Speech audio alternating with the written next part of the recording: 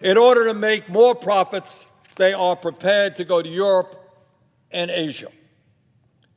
Now, Mr. President, I am thankfully not a lawyer, but that sure sounds like extortion to me. Well, good people, Senator Sanders is at it again, doing what he does best, calling out these folks. So the Senator CHIP Act is pending in the United States Senate right now, and we're talking about $250 billion worth of subsidies, of which about $76 billion of those dollars are slated to go to the chip industry. And the senator is making it very clear that if in fact they get these subsidies, that the benefits that they reap from the public trough, because all these corporations are always at the public trough, the benefits that they reap should be given back to the American people. So the senator wants to attach some strings to the people's money. I'm with that. Yeah, we can give it to some large profitable corporations with no strings attached, or we can use it, $76 billion, to expand Medicare to provide senior citizens with the high-quality hearing aids and eyeglasses that they desperately need. And for a bit more, we could provide dental care as well. For $76 billion, we could eliminate homelessness in America and create hundreds of thousands of good-paying jobs from Maine to California, building all of the affordable rental units that this country desperately needs. So you have the CEO of Intel just crying the blues and saying to the Congress, don't go on recess. Do not go on August recess without passing this bill because we need it. And he goes on to say, I and others in the industry will make investment decisions. In other words, if you all don't do what we tell you to do, we might just have to take the jobs overseas. And Senator Sanders responded in his speech. Go ahead on, Senator Bernard Sanders.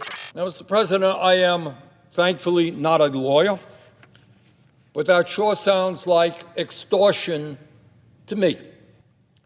What Mr. Gelsinger is saying is that if you don't give the industry a blank check, here's $76 billion, and they want more, by the way, despite the needs of the military for advanced microchips, and we hear that from the military, despite the needs of the medical industry for advanced microchips, despite the entire needs of the American economy for advanced microchips, the industry is threatening to abandon this country and move abroad. Patriotic people, no doubt. Clearly lovers of America. Bam! Sounds like extortion to me too. And where is the patriotism in that? Everything that the senator just enumerated is a need in the United States of America. And then these mofos got the nerve to threaten, really threaten us. Basically, it's a hold up. Stick them up. Give us your money or else. That's not very patriotic. The problem here is vast. That in the United States of America, we always, or not we, they, the elected officials who answer to their owner donors, they make sure that they answer to their will. They're not answering to the will of the everyday people. I mean, why couldn't we get the child tax credit extended and made permanent?